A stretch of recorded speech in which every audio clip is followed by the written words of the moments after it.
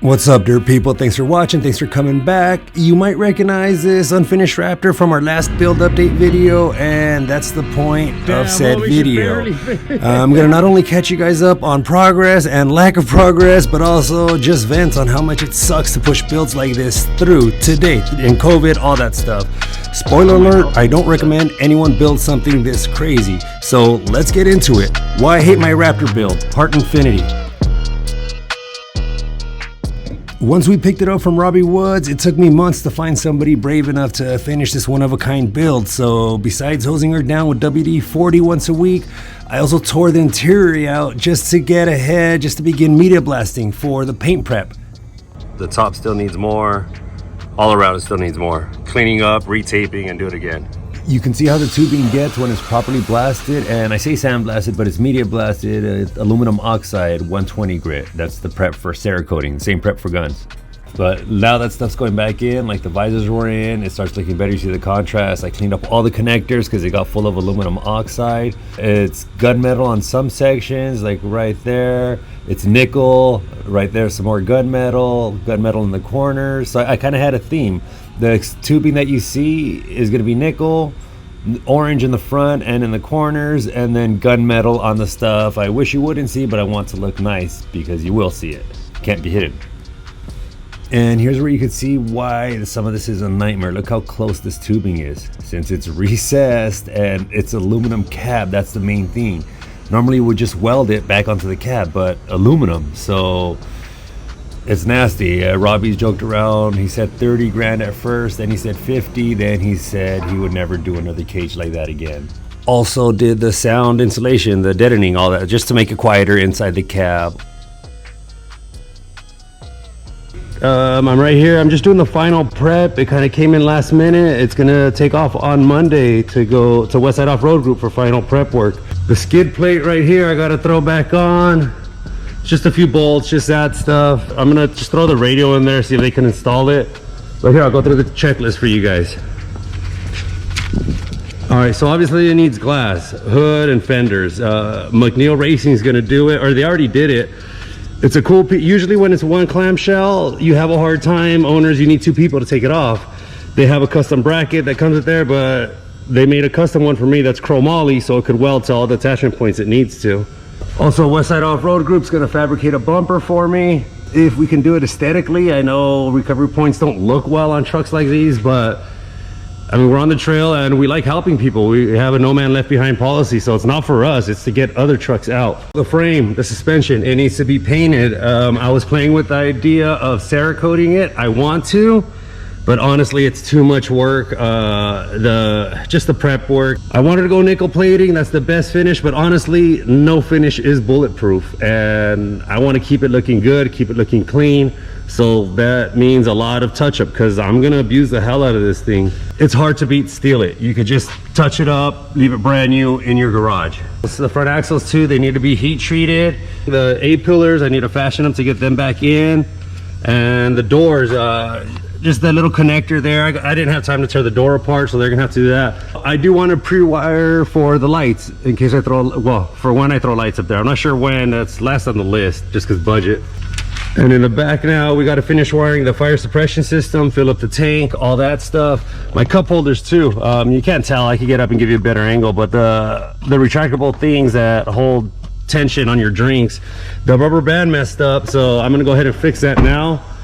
I have one stock one, and I'm just gonna double this up for the other one because both cup holders are out. We got to finish the plating. I'm not sure, it's probably too late to bead roll them, but painted is fine too. I don't care, I'm not too picky about that stuff. But yeah, I might do some bed liner material here in the bed, finish sealing it off, do a custom tailgate, make it a real bed, a functioning bed for when I'm only running one spare. And of course the bed sides are going to be McNeil also. And I gotta finish connecting, the air compressor for the air locker, the ARB system, we gotta connect that as well. And speaking of axle, we gotta heat treat the axle too. And the very last thing to do is just buy a jack once all this is painted, and then just attack the gremlins. Just start seeing, I'll put a couple hundred street miles on her first before I get her on the dirt, make sure all the systems are playing nice. I don't want to be stranded in the desert with some computer system glitch or whatever. I have the list here that Robbie sent with me of what still needed to be done, and yeah, he mentions the axles, the AC lines. He writes, AC lines are cut at condenser under core support and at engine by compressor, need fitting and lines. So there's that, route fire suppression line, and whatever make a 6-vent line for rear end housing. So that's kind of it. She should be ready to go, like I said. Forgot to mention the biggest part on the to-do list, which is the roof. I'll show you right now. Let me turn the truck on. Tow truck will be here to pick it up any second. The sun's still coming up, so I don't know what that shot's gonna look like. But yeah, the cage, or the roof, more importantly. The simple way is to replace the entire roof, to cut it, but I don't want to do all that. It'll kind of be a surprise. I don't want to talk it up too much because we don't know how it's gonna work out. We might have to scrap it, but I gave Westside Off-Road Group the green light to try something new that might be interesting for some of you guys.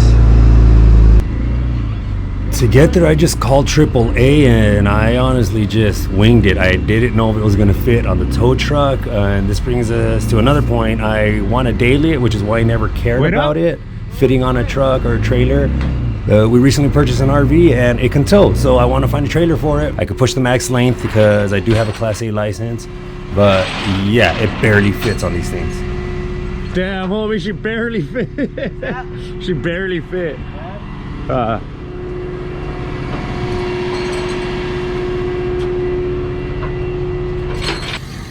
So I jumped in the ZR2 and followed him out to LA to Westside Off-Road, and it was originally supposed to be there for like 3 months. It's been waiting for interior for like 4 months now. It's completely done. It's painted, everything's ready to go. You'll see it towards the end, but yeah, some more clips of when we first got there. And I'll show you some of the toys and some of the stuff I saw when we would go as it was getting built stage by stage. And as the title says, this is the first time I went back to check on the progress, but of course they got cool toys here, so whatever. I walked around their yards, so check out some of the stuff, some of their builds. I don't know if they're customers, I don't know if they're just their own trucks. I don't know what's going on, but check out the toys.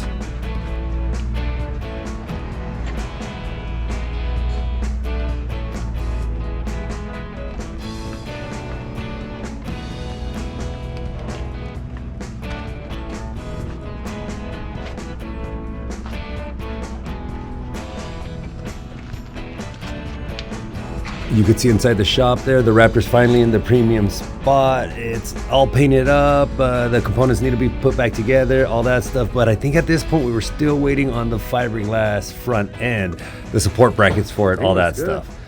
James will explain it later, it's a nightmare. Dude, it would have taken me all year the way I was painting that thing.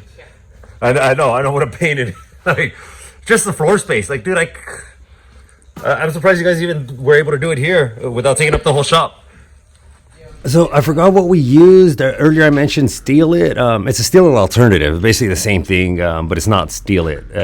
I don't know, so much time has gone by. Like I said, it's been in this shop for a year. We're supposed to be 3 months.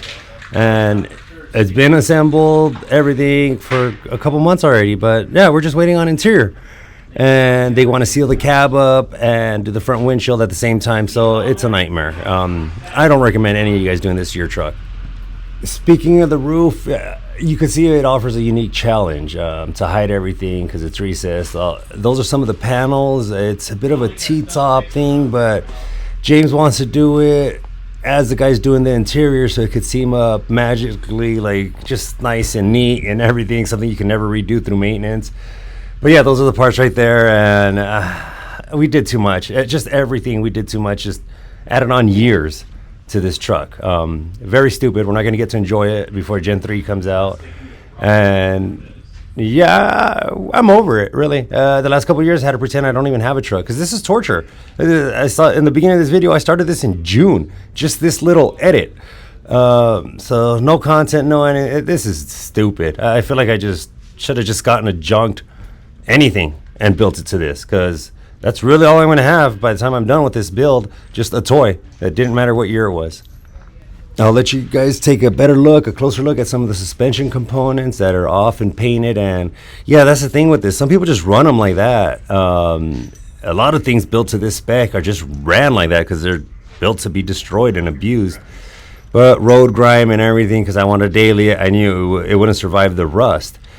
So it had to be finished. Robbie Woods had to finish it, everything, assemble it, working order, test it. Then everything torn apart again to repaint. And then everything put back together, and we haven't even started testing. This is garbage. I mean, unless you know a guy that has a shop that can fabricate, that can paint, that can heat treat, that can test, that knows what he's doing you're going to walk into another nightmare. And then you better hope that guy has a good business sense, that guy build you right, that guy can finish the project, and that guy's not a crook at the same time. It's... And I'm not talking about anything specific. We still got lucky. This could have been a lot worse. Just dealing and fighting and dead ends everywhere.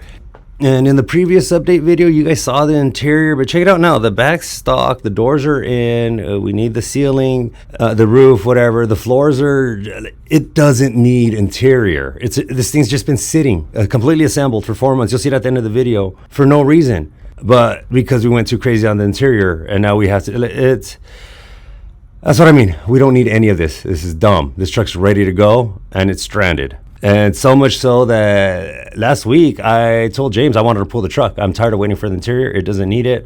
I just wanted to go pick it up. And that wasn't me fighting with James. That was just me pissed at this whole project that it got this far.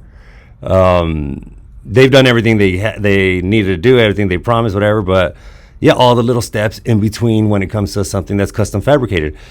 Don't do it, guys. It's dumb. It's very stupid. The reward to cost benefit, it's just, you're never going to see your money, your time, your sanity. You're never going to get it back. Also, if you're one person, you just do it from the side, not from the front. Yeah, it's steady enough that you can do this. Yeah, we put enough braces across so it doesn't flex. Yeah, my semi one flexes more when I do it from the side. This is the one that was like, there was nothing here. So like this guy was like moving when we put it down, so you can barely see. We had to bolt it in on the underside of the vent there. So we added that and bolted it because before the center. Oh, and that's on a different plane. That's nice. And I was just like, oh man, that's going to be terrible if you're sitting in the driver's seat and you see it in your face. No, but that's cool because like if you guys just do another here, that one's bolted on that way. Yeah, so this is where we relocated. The way that it arrived, like none of this worked, and it wasn't all out of plane, so we ended up having to change majority of theirs. Are you going to give them your design, or? No. I know. Like, completely had to redo the headlight housing because like there was nothing here. Oh, I see that, yeah. Yeah, so it was a good base, but that's like I said, now I know if I order that again, I know I've got X amount of hours of kind of finalizing it to get it to work. Well, look, and these are just notes for the wrap guys, like to do fiberglass stuff? Yeah. I'll take some shots with my phone, make sure. So this is where I was talking about where your glass guy might need to do a little bit of work. You see how thin this stays right here? Yeah. And then on this one, you see how big it gets? Oh, all right, yeah. So that's why I didn't want to make this out of plane. I'd rather the glass guy add some material there as opposed to building it offset. Yeah. So you see this one's like super clean. Yeah, it even sits under. Yeah. So he needs to glass the face here and bring it up, and it should line up perfectly there. You think this will turn into a crack, or that's just normal? No, that's pretty normal, but they'll probably touch that up with they have the fiberglass, and then they also have the gel coat resin. Yeah. Oh no, they will, because everything shows up under the wrap. Yeah. Let me while you're up there.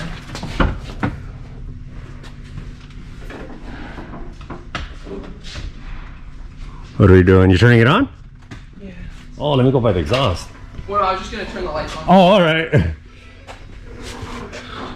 The Baja Design ones, or yeah. So that should be ambered. Yeah. All right. Nice. What's it look like when an asshole cuts you off? Yeah, exactly. Those are just And then you have that's your compressor. All right. That's the solenoid. See here. All right. Yeah. Oh, nice. And those are the fans. The fans.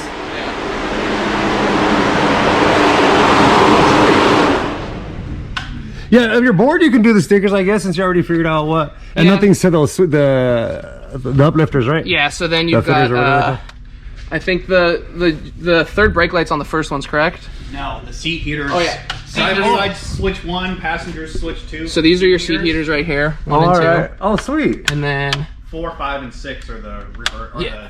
the brake lights. then that's all the GJ back Or there. brake lights. Yeah. And then 3 is the whip, correct? Which there's nothing on them. Yeah. All right. Yeah, this is the GJ there. That's awesome, man. Off right, yeah. Hopefully interior soon. Oh, the T-top.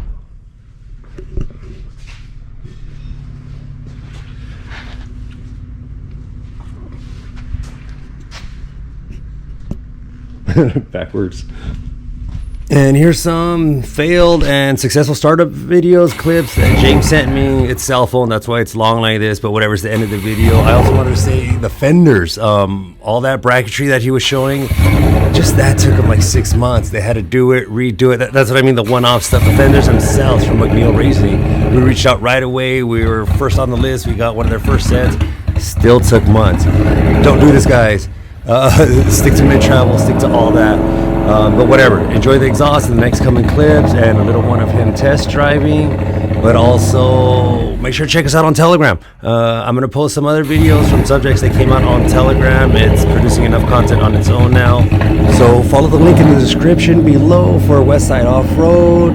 Follow it for Telegram. And until next time, keep building your truck, keep meeting cool people, just keep filling up your Rolodex with people that are interesting. And of course, keep it dirty.